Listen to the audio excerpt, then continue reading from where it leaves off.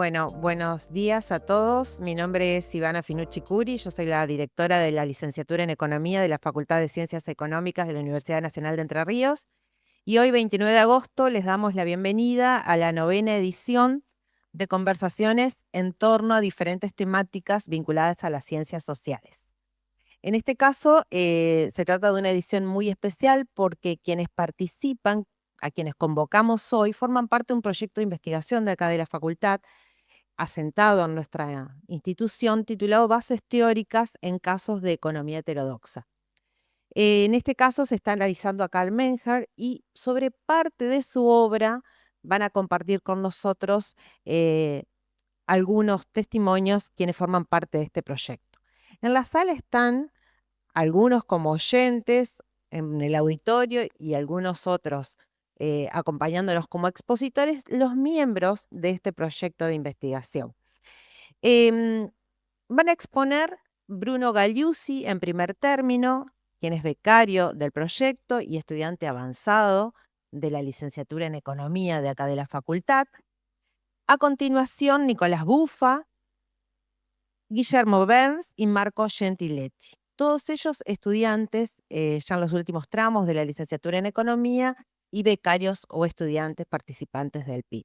Y finalmente nos va a acompañar quien va a hacer el cierre a su vez de este encuentro, Patricio Perkins, que es doctor en filosofía, especialista en fenomenología, es jefe de trabajos prácticos ordinario en la asignatura Filosofía y Conocimiento Científico de nuestra facultad y actualmente está orientado a la epistemología de la economía, en especial las tensiones entre economía ortodoxa y heterodoxa desde el punto de vista de la escuela austríaca. Así que, bueno, les damos la bienvenida a todos.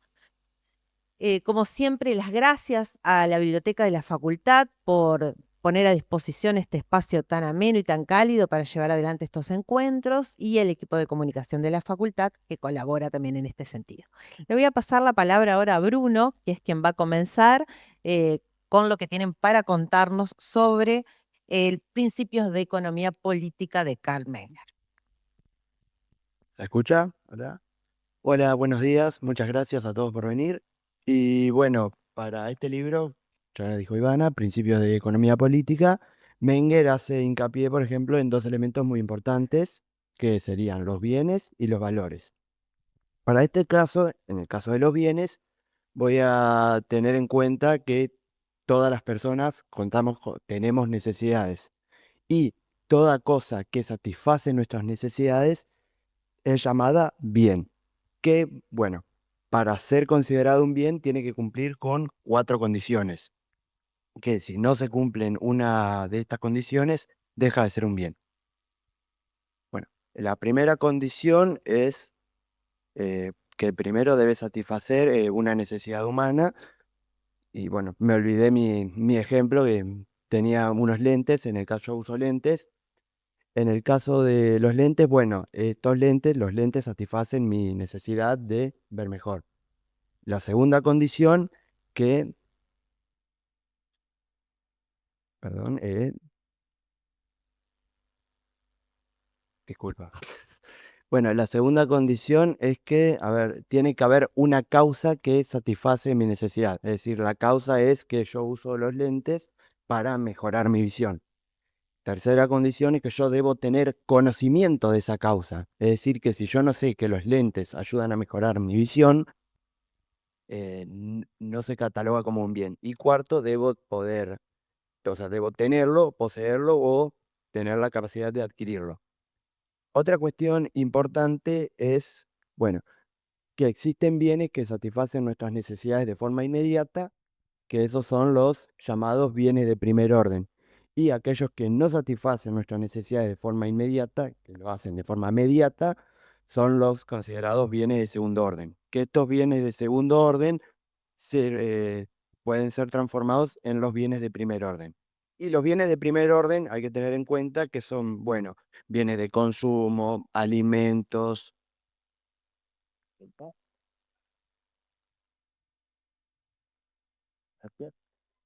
Los bienes de consumo, los alimentos, la vestimenta, etc. Y una cuestión importante a tener en cuenta que como los bienes de segundo orden se transforman en bienes de primer orden, si no contamos con elementos para, o sea, producir estos bienes de segundo orden, a ver, se puede sustituir estos elementos, pero si no contamos con al menos un elemento, la cadena de producción o para producir el primer orden o la cadena de valor, como se dice actualmente, se cae. Esto me va a dar, por ejemplo, pie a al elemento del valor de Menger, que Menger lo relaciona principalmente con el principio de la escasez. Que bueno, a ver, los bienes, Menger considera que nosotros tenemos una dependencia hacia ciertos bienes para satisfacer nuestras necesidades. Es decir, que cuando nuestra necesidad de un bien es mayor a la cantidad que de ese bien en específico, es decir, proviene de la base de su escasez, ese bien se le considera que tiene valor, que es catalogado como un bien, como un bien económico. Mientras que en el caso de los bienes no económicos, es decir, aquellos bienes donde nuestra necesidad es menor a la cantidad de bienes, o sea, en un stock sería, estos bienes no se... Menger considera que estos bienes no tienen valor a diferencia de los bienes económicos. Quiero entender que se entendió el ejemplo. Y otra cuestión es importante en la cuestión del apartado del valor, es que Menger diferencia los bienes subjetivos y los bienes objetivos. Los bienes subjetivos, o sea, el valor subjetivo y el valor objetivo. El valor subjetivo tiene que ver una cuestión con el yo, está relacionado con la persona, pero se rige bajo un principio jerárquico, es decir, que pasamos a cumplir nuestras necesidades de la forma más urgente a la menos urgente, de la supervivencia a vivir bien.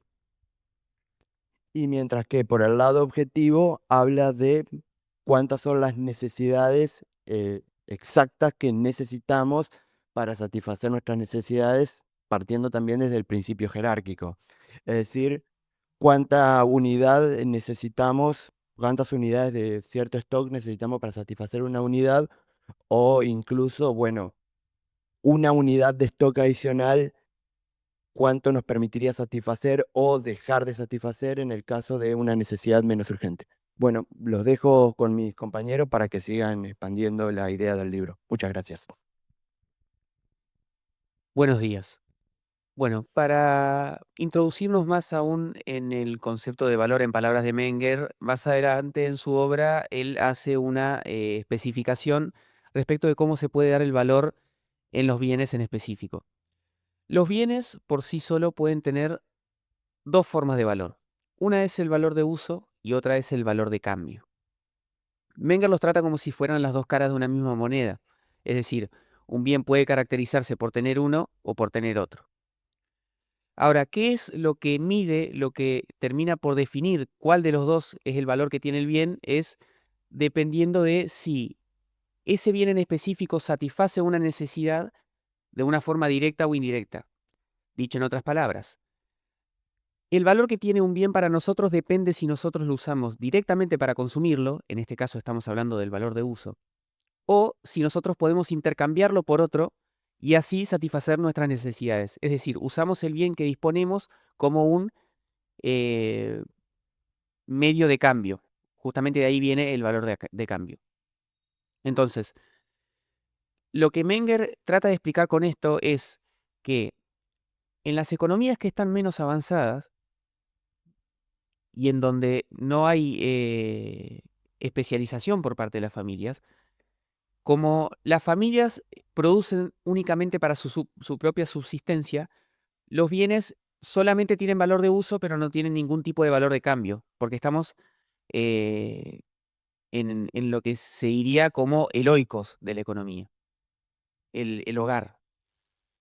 Sin embargo, a medida que van evolucionando las economías, aparecen cada vez más los fenómenos de intercambio entre los agentes, lo que significa necesariamente que la gente sabe que disponiendo de su bien puede intercambiarlo para satisfacer de una mejor manera posible sus propias necesidades.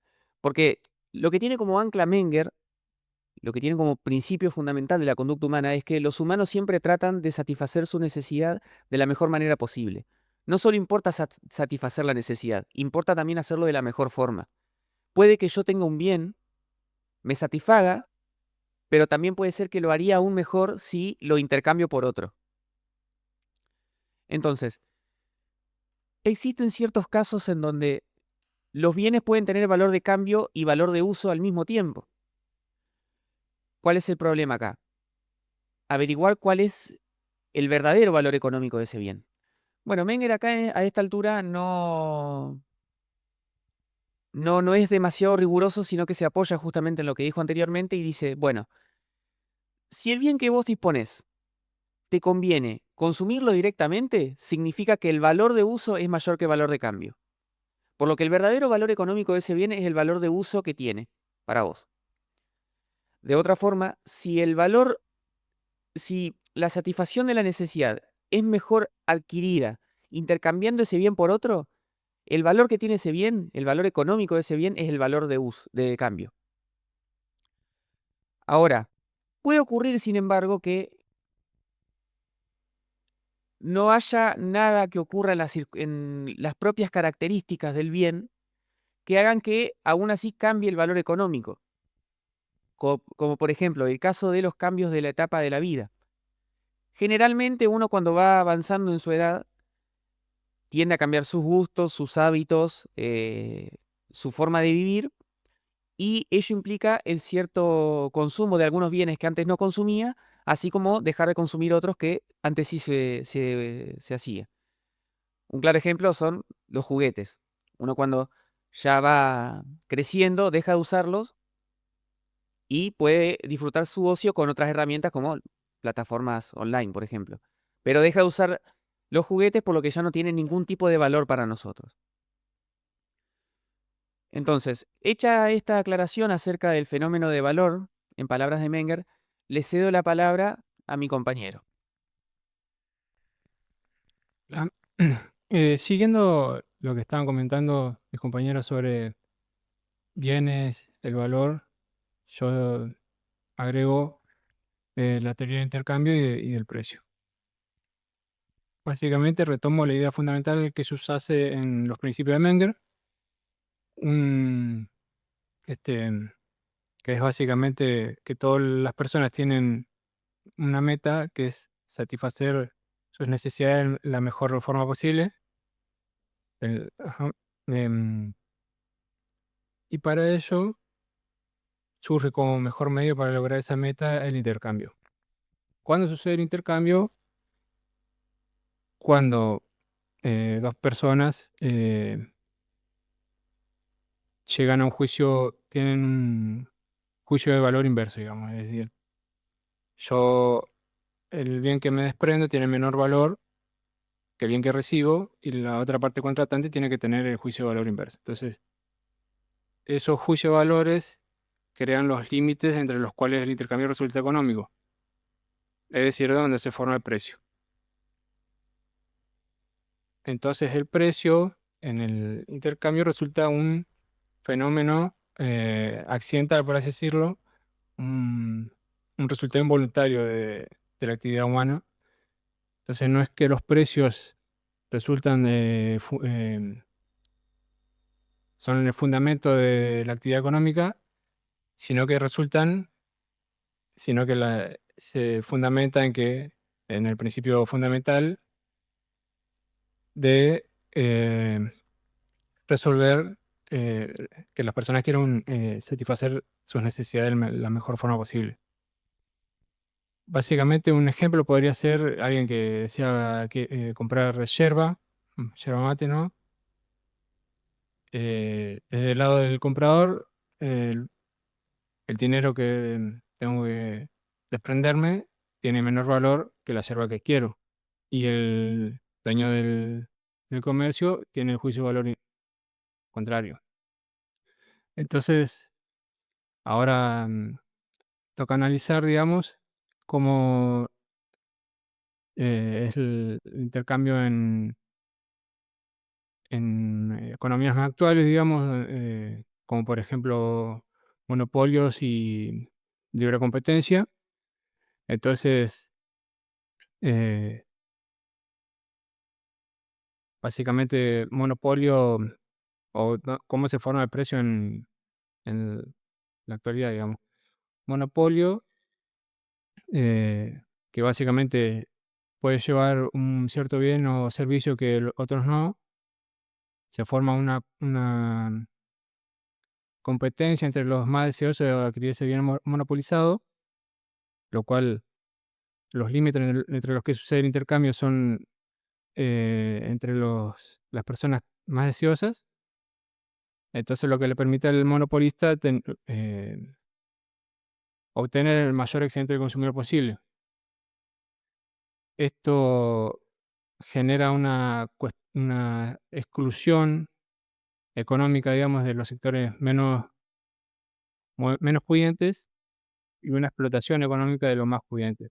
Pero en una economía de libre competencia, ya el monopolista no puede disponer de esta manera de negocio, básicamente porque si fija un precio muy alto, puede llegar un competidor con un precio menor, digamos, y abastecer ese sector que quedó desabastecido. Entonces, Menger sugiere, o sea, justifica, digamos, lugares donde se concentra el comercio, como ferias, mercados, bolsas, porque justamente permiten la formación económica del precio. Esa es la palabra. Muchas gracias. Em, en el capítulo 8, Menger trata sobre el dinero, qué es y su historia, pero que es lo que principalmente voy a hablar, pero primero tenemos que entender un concepto que trata en el capítulo 7, que es el de mercancía. Em, lo más importante es que la característica de mercancía no es inherente a una cosa, sino que es más bien una relación eh, entre la cosa y el sujeto económico que dura durante un tiempo.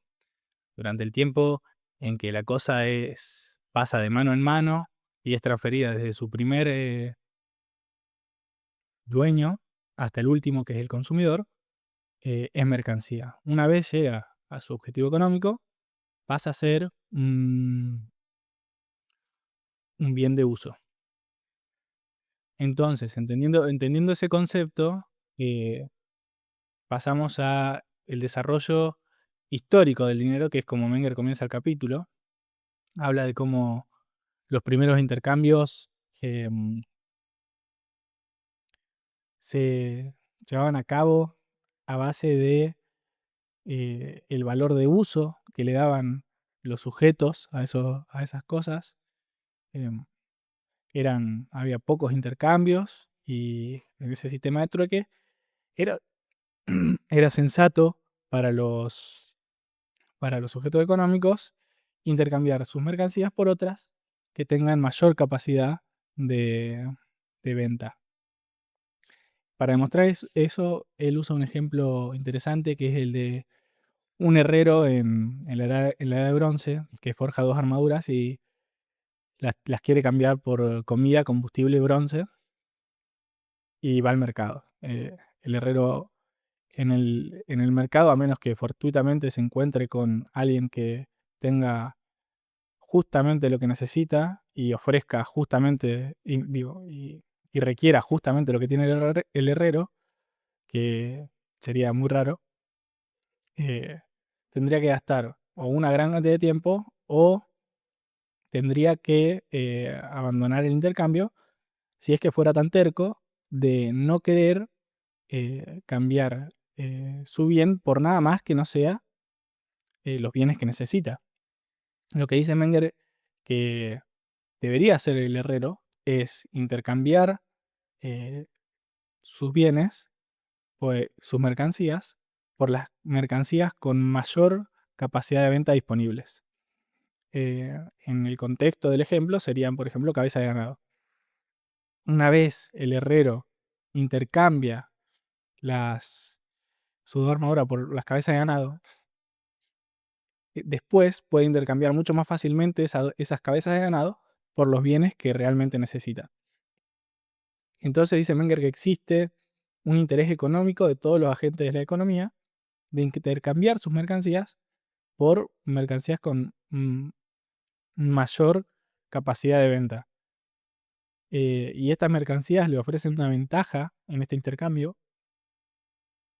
más allá de que la mercancía sea aceptada como dinero o no. Eh,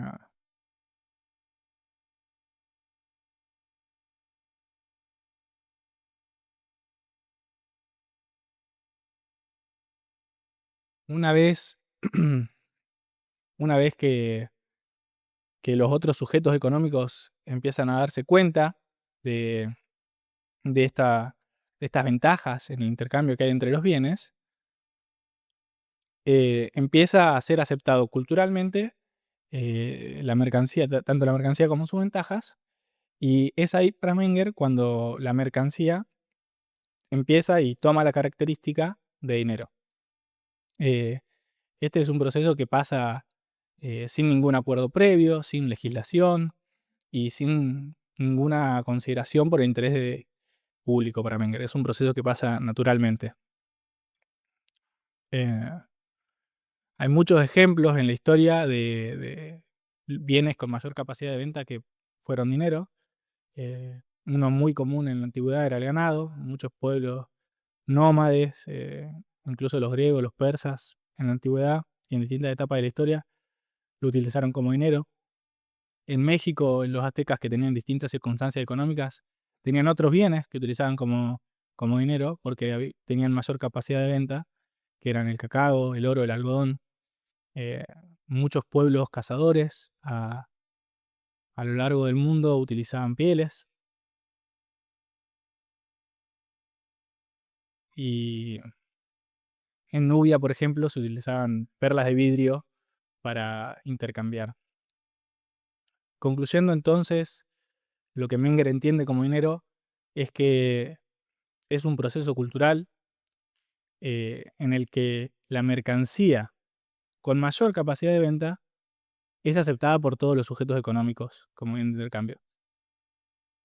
Este proceso ocurre para Menger de forma espontánea, de forma orgánica, es universal, ocurre en todas las sociedades y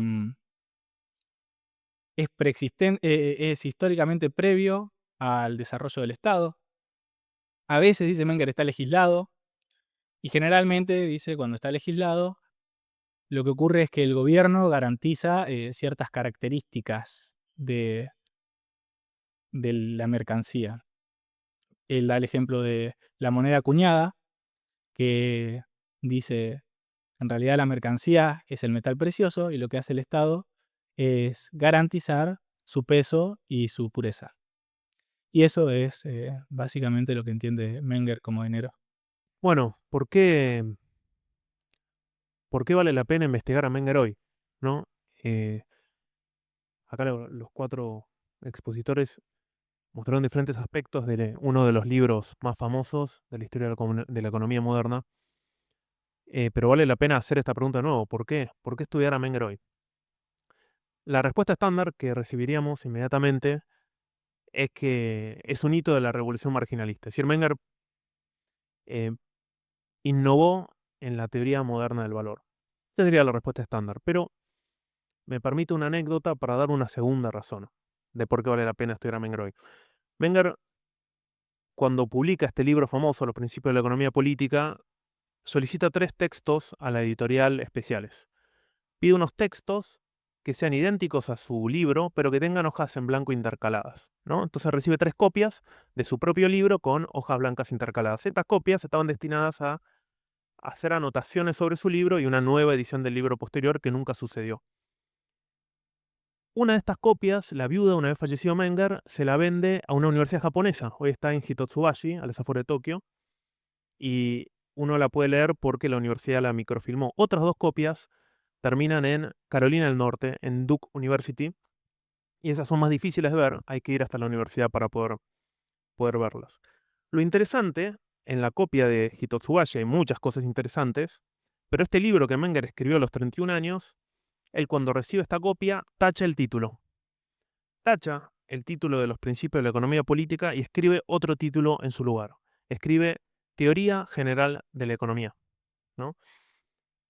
Para mí esto es un indicio de una segunda razón para investigar a Menger.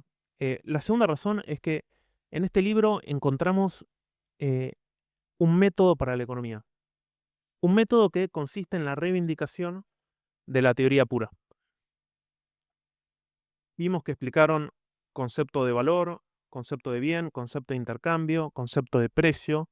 Menger considera que la economía, la razón humana, es capaz de descubrir estructuras invariables en las cosas y esas estructuras se pueden expresar en conceptos y esos conceptos pueden estar encadenados. Lo que explicaron acá fueron conceptos encadenados que expresaban estructuras invariables de un fenómeno humano.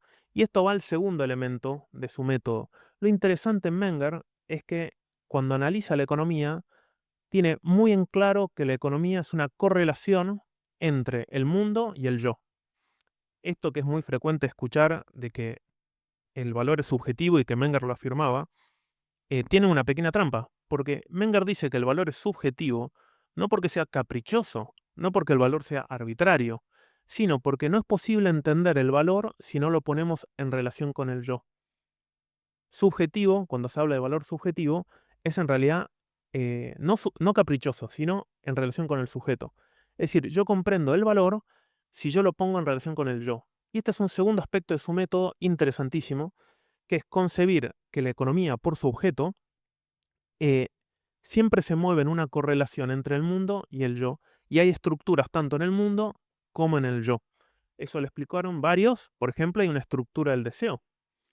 No fue mencionado, pero para Menger, a diferencia de autores posteriores de la escuela austríaca, hay valores ficticios, es decir, uno puede equivocarse al valorar algo. Por ejemplo, si yo no tengo resueltas mis necesidades de supervivencia y valoro más algo relacionado con el ocio, entonces yo en lugar de comprar alimentos gasto mis bienes en comprar tabaco. Para Menger eso es un error, ¿no? Así que veo que es interesante, que es valioso leer a Menger hoy para descubrir un método para la economía, especialmente eh, un método que viene desde la economía que hoy se considera heterodoxa. Así que, ¿por qué investigar a Menger hoy? Yo creo que, por supuesto que está el motivo estándar, que es un hito de la revolución marginalista, pero además encontramos un método interesante para descubrir en la economía, clarificar estructuras invariables tanto en el yo como en el mundo en relación con bienes escasos. Bueno, con esto cerramos el conversatorio online y vamos a abrir a conversaciones en vivo y en directo.